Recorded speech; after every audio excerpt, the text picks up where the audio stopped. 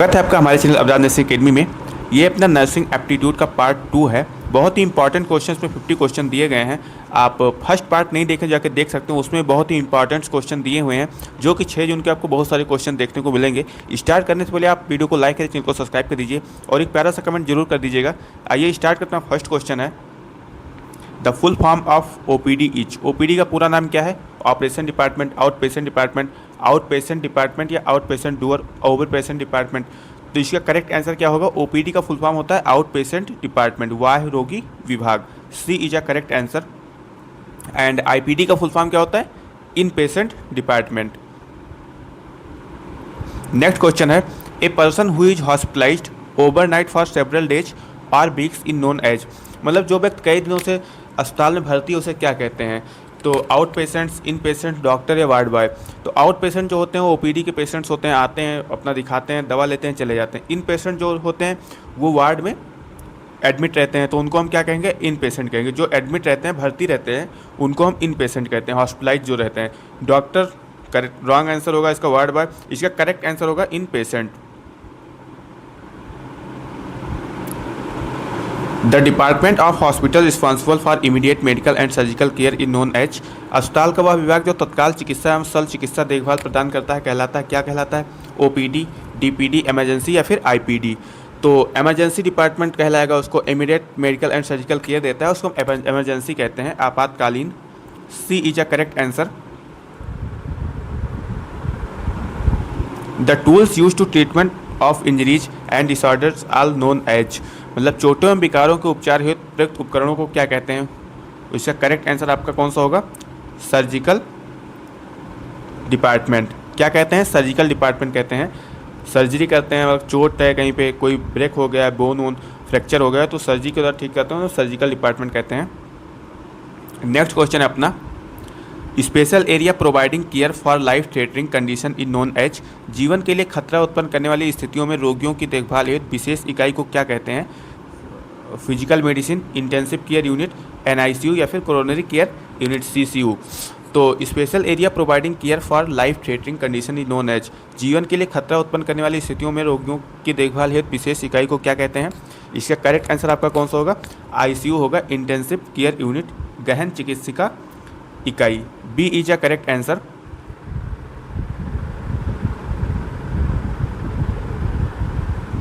Department concerned with health care workers working under physician supervision is known as. चिकित्सक की देखभाल देख रेख में कार्य करने वाले स्वास्थ्य कर्मियों का विभाग क्या कहलाता है? पैरामेडिकल डिपार्टमेंट, आईसीयू, ओपीडी या CCU.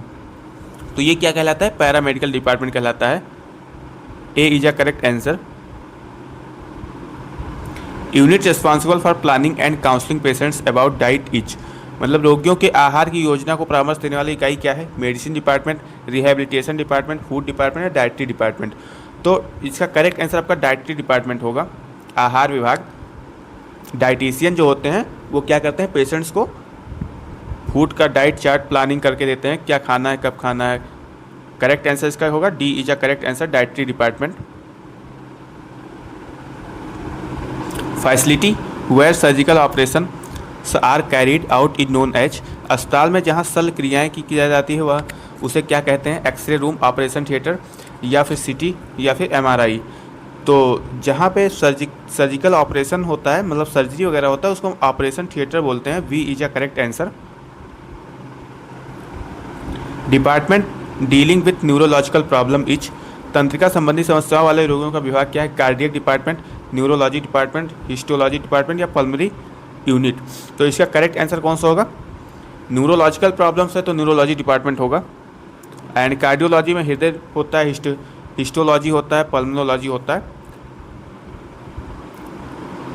Department dealing with cancer patients in known as. Cancer रोगों के विभाग क्या कहलाता है? Bronchology, neurology, histology, oncology. तो जो ऑन्कोलॉजी होता है अपना वो कैंसर से रिलेटेड होता है, इसमें कैंसर के पेशेंट्स दिखाते हैं। डिपार्टमेंट होता है किसका? कैंसर का होता है। कौन सा? Oncology. D is a correct answer. Department related to female urinary tract and reproductive organs in known as. मतलब महिला प्रजनन अंगों की समस्याओं का उपचार करने वाला विभाग कौन सा? यूरोलॉजी, नेफ्रोलॉजी या हेमेटोलॉजी। तो इसमें से तो कोई नहीं है। इसका करेक्ट आंसर आपका गायनिकोलॉजी होगा। जो फीमेल्स रिप्रोडक्टिव का होता है उसको हम गायनिकोलॉजी कहते हैं। करेक्ट आंसर उसका होगा इसका गायनिकोलॉजी, स्त्री एवं प्रसूति रोग विभाग। नेक्स्ट क्वेश्चन है आपका, disease that separate from one person to another are called. एक व्यक्ति से दूसरे व्यक्ति में फैलने वाले रोग क्या कहलाते हैं? Degenerative disease, non communicable disease, communicable disease या हेरिडिटरी डिजीज। तो एक लोग से दूसरे लोग में व्यक्ति में फैलने वाले डिजीज क्या कहलाएंगे? कम्युनिकेबल डिजीज होते हैं। C is a correct answer. Communicable कोई एक डिजीज आप लोग कमेंट करिए, एक कम्युनिकेबल डिजीज नेम कमेंट करिए। Black death of Europe occur due to, Europe में फैली ब्लैक डेथ किस रोग के कारण हुई थी? कॉलरा, प्लेग, डायरिया या फिर इन्फ्लुएंजा। तो यूरोप में फैली ब्लैक डेथ किस रोग के कारण हुई थी? इसका करेक्ट आंसर कौन सा होगा? प्लेग होगा। B is a correct answer. Plague is caused by, plague किस जीवाणु से होता है? इसका करेक्ट आंसर कौन सा होगा? प्लेग किस जीवाणु से होता है? इसका करेक्ट आंसर आपका होगा Yersinia pestis. A is a correct answer. Yersinia pestis क्या है? एक जीवाणु है, बैक्टीरिया है। नेक्स्ट आंसर, नेक्स्ट क्वेश्चन कौन सा होगा? Vector of plague is, vector क्या होता है? मतलब एक वाहक होता है, प्लेग फैलाने वाला वाहक होता है। तो vector of plague is, plague फैलाने वाला वाहक कौन सा है? तो जीनोफिलिया जोपिस। तो इसका करेक्ट आंसर यही होगा। करेक्ट आंसर होगा A is a correct answer. Next question है अपना, disease cause by pathogenic microorganisms are known as, रोगजनक सूक्ष्मजीवों से होने वाली रोग कहलाते हैं, क्या कहलाते हैं? Genetic disease, metabolic disease, infectious disease या फिर डिफिशिएंसी डिजीज। तो disease cause by pathogenic microorganism are known as infectious disease, संक्रामक रोग कहलाते हैं। C is a correct answer. अच्छा, influenza, dengue, ETC are example of, ये किसके एग्जाम्पल हैं? हेरिडिटरी डिजीज के या फिर डिफिशियंसी डिजीज, इन्फेक्टियस डिजीज या फिजियोलॉजिकल डिजीज। तो ये किसके एग्जाम्पल है? ये भी इन्फेक्टियस मतलब संक्रामक रोग के उदाहरण है। C is a correct answer. Which of the following is a non infectious disease, निम्नलिखित में कौन सा संक्रामक रोग नहीं है? Dengue, typhoid, tuberculosis, asthma. तो इसका करेक्ट आंसर आपका अस्थमा होगा। D is a correct answer. Which disease can separate by infectious nose droplets, मतलब कि नाक की बूंदे से कौन सा रोग फैल सकता है? कॉमन कोल्ड, रूबेला, इन्फ्लुएंजा या all of the above.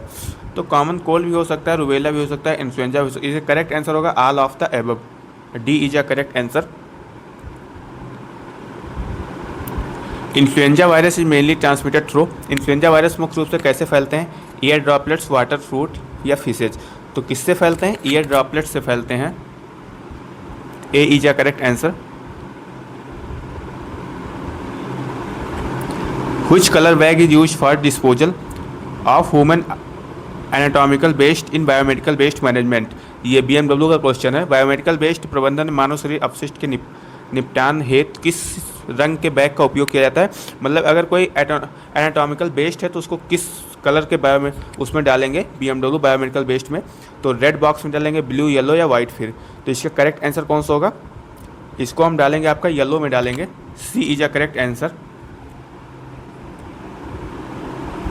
Use needle and syringe are disposal in which colour में कंटेनर, प्रयुक्त तो सुई एवं सिरिंज को किस रंग के कंटेनर में डाला जाता है? येलो, रेड या फिर ब्लैक या फिर वाइट। किस कलर में डालते हैं? तो जो नीडल वगैरह होता है उसको हम वाइट कलर में डालते हैं, वाइट कलर में डालते हैं जो कि ट्रांसपेरेंट होता है। इसका करेक्ट आंसर होगा वाइट ट्रांसलूसेंट, सफ़ेद पारदर्शी। C is a correct answer. Biomedical waste management rules 2016 were issued by which ministry, biomedical waste management नियम 2016 किस मंत्रालय द्वारा जारी किए गए थे? Ministry of health, ministry of environment, forest and climate change, ministry of education या मिनिस्ट्री ऑफ लेबर। तो इसको जो जारी किया गया था ministry of environment, forest and climate change से, पर्यावरण, वन एवं जलवायु परिवर्तन मिनिस्टर के द्वारा। बिकॉज इसको हम ले जाके कहीं भी डिस्कार्ड कर देते थे, अगर कहीं भी फेंक देते थे तो इधर उधर नुकसान होता था, इसलिए इसको इन्वायरमेंट जो होता है, पर्यावरण, जलवायु, वन मंत्री जो होते हैं वो मंत्रालय द्वारा इसको एक नियम लाया गया था जिससे बायोमेडिकल वेस्ट इशू किया गया था, जो कि बहुत ही कंपलसरी हॉस्पिटल में। Contaminated plastic item such as IV tubes, catheter, urine bag are disposed in which colour bag, दूषित प्लास्टिक वस्तुएं जैसे आईवी ट्यूब होता है, जो कैथेटर हो गया, यूरिन बैग हो गया, किस रंग के बैग में डाला जाएगा? Yellow, red, blue, white. तो इसका कलर करेक्ट आंसर आपका रेड होगा, इसको हम रेड में डालते हैं। Biohazard symbols is use to indicate, biohazard चिन्ह का किसका संकेत देता है? Radioactive waste, chemical hazard, infectious biomedical waste या फायर हैजार्ड। तो इसका करेक्ट आंसर आपका कौन सा होगा? Infectious biomedical waste. Biohazard symbol किस use indicate to infectious biomedical waste, C is a correct answer. Which disease is caused by myobacterium tuberculosis, तो which disease caused by myobacterium tuberculosis, correct answer होगा tuberculosis ही होगा, इसका correct answer आपका tuberculosis होगा। Next question है आपका, which disease is transmitted by aedes mosquito, aedes मच्छर द्वारा कौन सा रोग फैलता है? मलेरिया, डेंगू, प्लेग या ट्यूबरकुलोसिस।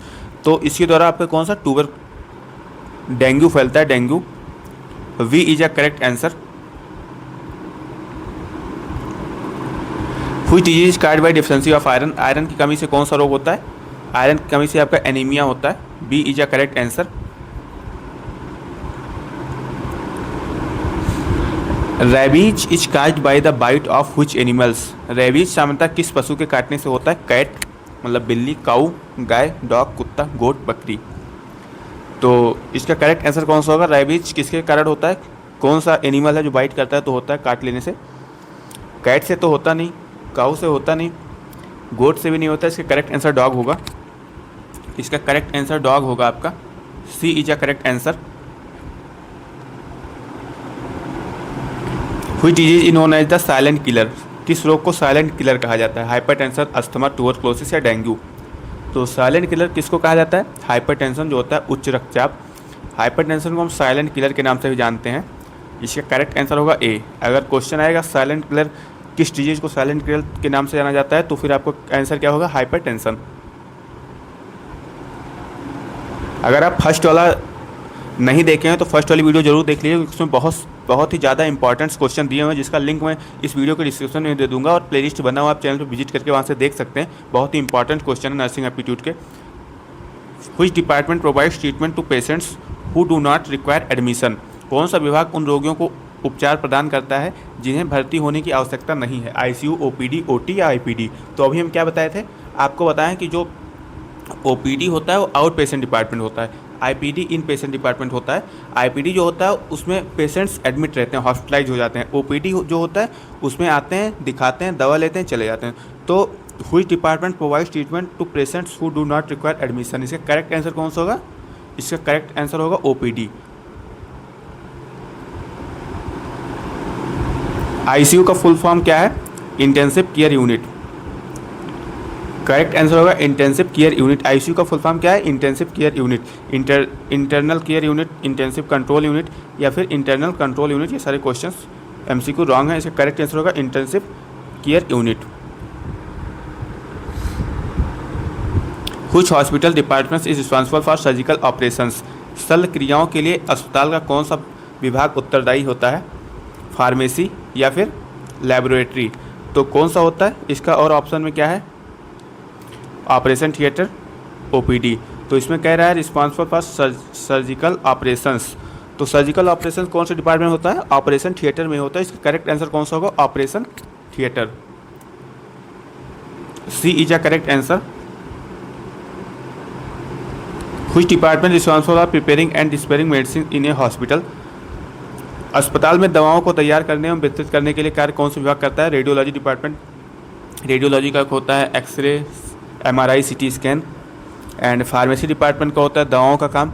डाइट्री का क्या होता है अभी बताएं आपको, इसी पार्ट में था एक क्वेश्चन कि मतलब डाइट्रिशियन जो होते हैं वो डाइट्री होता है, इसका इनका काम होता है कि क्या खाना है, कब कैसे खाना है, डाइट्री वाले होते हैं। एमरजेंसी डिपार्टमेंट होता है, तो इसका करेक्ट आंसर फार्मेसी डिपार्टमेंट होगा, B is a correct answer.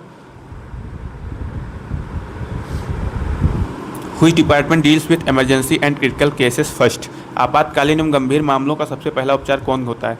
सबसे पहला उपचार आपका डर्मेटोलॉजी होता है जो स्किन का होता है, ऑर्थोपेडिक्स जो होता है वो बोन्स वगैरह का होता है, डाइट्री होता है जो ये फूड का होता है। इसका करेक्ट आंसर कौन सा होगा? इमरजेंसी डिपार्टमेंट हुई department deals with emergency and critical cases को सबसे पहले हम इमरजेंसी में भेजते हैं, वहाँ से वो जब थोड़ा पेशेंट सही हो जाता है, नॉर्मल हो जाता है, तो उसको हम वार्ड में भेज देते हैं। A nurse find A medication error before administering the drug, what should be the first action. एक नर्स दवा देने से पहले दवा संबंधी त्रुटि है, उसकी पहली कार्रवाई क्या होनी चाहिए? Administrate the drugs anyway, ignore the error without the medication and report the error, ask the patient what to do. तो इसका करेक्ट आंसर क्या होगा? इसका करेक्ट आंसर होगा एडमिनिस्ट्रेट द ड्रग एनीवे, नहीं, इसका करेक्ट आंसर आपका होगा इसका without the medication and report the error, C is a correct answer होगा इसका।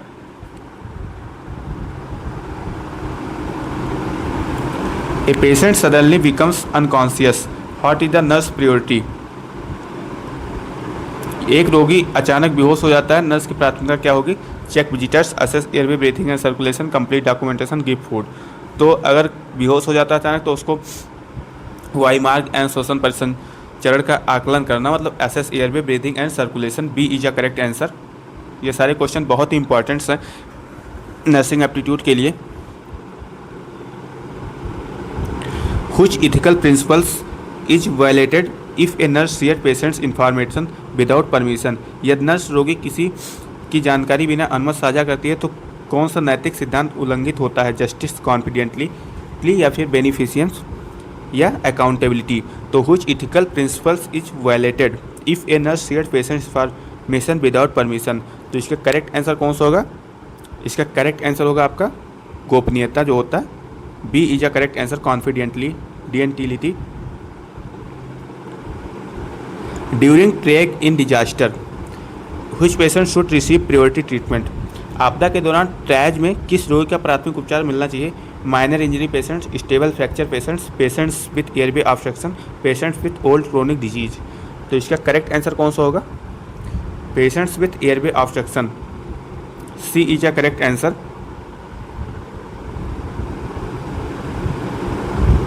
A nurse noticed another nurse stealing narcotic drugs. What should be done? एक nurse दूसरी nurse को मादक दवाएं चुराते हुए देखती, क्या करना चाहिए? Ignore the situation, tells friend, report through proper authority. तो इसका करेक्ट आंसर आपका होगा C is a correct answer, report through proper authority, C is a correct answer. Which action best demonstrates patient's adequacy? जैसे nursing aptitude में कुछ question ऐसे आते हैं कि आपको पढ़ने की ज़रूरत नहीं है, अगर आप वहाँ पे पढ़ेंगे समझेंगे खुद से कर ले जाएंगे। नर्सिंग एप्टीट्यूड सबसे इजी टॉपिक रहेगा आपका। 24 क्वेश्चन में से आप अगर दिमाग लगा देंगे तो फिर आपका 20 क्वेश्चन कन्फर्म सही होना है। अगर थोड़ा सा पढ़े रहेंगे तो फिर 24 में 24 करके आएंगे, क्योंकि सबसे ईजी अगर कोई है तो नर्सिंग एप्टीट्यूड ही है। रोगी पक्षधरता मतलब पेशेंट एडिक्वेसी का सर्वोत्तम उदाहरण कौन सा है? Making decision without patient consent, protecting patients right and interest, ignoring complaints, following relatives wishes only. तो इसका करेक्ट आंसर कौन सा होगा? इसका B is a correct answer, protecting patients right and interest, मतलब रोगी के अधिकारों में हितों की रक्षा करना, B is a correct answer. A patient refuse a life saving treatment while mentally competent, what should the nurse do. मानसिक रूप से सक्षम रोगी जीवन रक्षक उपचार से इनकार करता है, नर्स को क्या करना चाहिए? Force treatment, respect the decision and inform the physician. Correct answer होगा इसका, B is a correct answer. Which leadership style most effective during medical emergency. चिकित्सकीय आपातकालन के दौरान कौन सी नेतृत्व शैली सबसे प्रभावी होती है? डेमोक्रेटिक या फिर इसका करेक्ट आंसर कौन सा होगा? इसका करेक्ट आंसर आपका होगा ऑटोक्रेटिक होगा, C is a correct answer, निरंकुश। If the best indicator of quality nursing care is, the best indicator of quality nursing care is number of stay, patient satisfaction and outcomes, hospital building size, number of beds. Correct answer होगा इसका patient satisfaction and outcomes. Patient satisfied होना चाहिए and कुछ परिणाम उसका निकलना चाहिए। Correct answer होगा B. A nurse is caring of patients, which patients should be attends first. Patients with fever, patients waiting for discharge, patients with sudden chest pain and shortness of breath. Correct answer C होगा इसका, क्योंकि ये emergency condition दिख रही है इसमें। Patients asking for water, correct answer C होगा। And 5 question है, बहुत ही इंपॉर्टेंट क्वेश्चन है, 5 के पाँचों क्वेश्चंस, लास्ट के 5 क्वेश्चन बहुत इंपॉर्टेंट हैं। Which instrument is use to examine the ear canal and eardrum? कान की नलिका एवं कान के पर्दे की जांच के लिए किस उपकरण का उपयोग किया जाता है? ऑप्थेल्मोस्कोप, ऑटोस्कोप, इंडोस्कोप या लरेंजोस्कोप? करेक्ट आंसर क्या होगा? ऑटोस्कोप होगा इसका correct answer. Which instrument is use to examine the interior of the eye? आँख के अंदरूनी भाग की जांच के लिए किस उपकरण का उपयोग किया जाता है? ऑटोस्कोप, ऑप्थेल्मोस्कोप, इंडोस्कोप या किस्टोस्कोप? इसका करेक्ट आंसर कौन सा होगा? इसका करेक्ट आंसर होगा आँख से रिलेटेड कुछ भी आएगा तो ऑप्थेल्मोस्कोप ही होगा, करेक्ट आंसर होगा ophthalmoscope. Which instrument use to examine the larynx and assist endotracheal मतलब ईटी ट्यूब जो होता है, इंडोट्रेकियल इंटूबेशन। तो इसका करेक्ट आंसर क्या होगा? लैरेंजोस्कोप, ऑटोस्कोप, ऑप्थेल्मोस्कोप, टोटोस्कोप। तो इसका करेक्ट आंसर लैरेंजोस्कोप होगा। A is a correct answer. बहुत इंपॉर्टेंट क्वेश्चन है सारे। Which instrument is use to examine the rectum and the anal canal मतलब मलाशय एवं गुदा नलिका की जांच के लिए किस उपकरण का उपयोग किया जाता है? Cystoscope, proctoscope, bronchoscope, gastroscope. तो इसका करेक्ट आंसर आपका होगा proctoscope. B is a correct answer. Last question है अपना, chemotherapy is commonly use for treatment of. बहुत ही इंपॉर्टेंट क्वेश्चन है ये क्वेश्चन, पिछली बार या इससे पहले आया भी था ये क्वेश्चन। कीमोथेरेपी का उपयोग सामान्यतः किस रोग के उपचार में किया जाता है? डायबिटीज, कैंसर, अस्थमा या हाइपरटेंशन? तो कीमोथेरेपी आपका कैंसर में किया जाता है, इसका करेक्ट आंसर कैंसर होगा। ये बहुत ही इंपॉर्टेंट क्वेश्चन थे अपने यूपीसी एंड बीएससी नर्सिंग 2026 के लिए, बहुत ही इंपॉर्टेंट है। एंड अगर आप फर्स्ट वीडियो नहीं देखे जाके देख सकते हैं, इसका वीडियो के डिस्क्रिप्शन में इसका लिंक दे दूंगा एंड जाके आप चैनल पे प्लेलिस्ट बनाओ, देख सकते हैं। प्रिपरेशन करते रहिए, वीडियो को लाइक करके इनको सब्सक्राइब करिए। इसका अगर आपको पीडीएफ चाहिए तो जाके टेलीग्राम चैनल ज्वाइन कर लीजिए, वहाँ पे पीडीएफ मैं अपलोड कर दिया हूँ। मिलते हैं नेक्स्ट वीडियो में। आप